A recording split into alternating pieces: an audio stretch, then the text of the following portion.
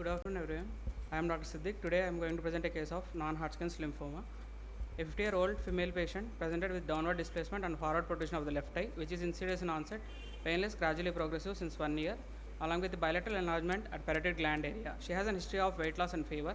On general examination, she was moderately built and nourished. Her vitals were normal. On ocular examination, the facial symmetry was abnormal due to proptosis, and her head posture was normal. Extraocular movements were full and free in all directions. On examination, best corrected visual acuity of right eye was 6/18, IOP was 15 millimeters mercury, lids were normal, anti-segment was normal, and fundus was normal. On examination in the left eye, best corrected visual acuity was 6/9, IOP was 16 mm Hg. She had an upper lid ptosis of 2 mm in the left eye, anti-segment was normal, fundus was normal. On palpation, there was a soft tissue mass which was firm and appeared as an S-shaped mass superiorlaterally. On exophthalmometry, right eye was 21 mm and left eye was 26 mm. She was advised CT. In CT orbit, on coronal view, soft tissue mass was seen in a supralateral aspect, probably lacrimal gland tumor. Left eye anterior orbitotomy was performed. The mass was excised and sent for histopathological examination. In histopathology, a capsulated and lobulated tissue with monotonous proliferation of lymphocytes was observed, probably non-Hodgkin's lymphoma.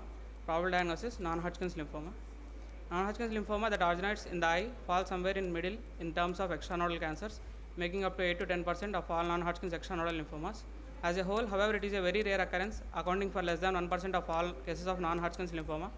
Ocular adnexal lymphoma is considered primary if it involves the ocular adnexa alone, and secondary if it is accompanied by a lymphoma of identical type at another site. The majority of the lesions in this area are non-Hodgkin's lymphoma, 80% of which arise from B lymphocytes, 14% from T cells, and 6% from natural killer cells. Prognosis depends on the subtype, staging, a person's age, and other factors. Across all subtypes, a 5-year survival was seen up to 71%, and it can range from 81% for stage 1 to 61% for stage 4 disease. Thank you.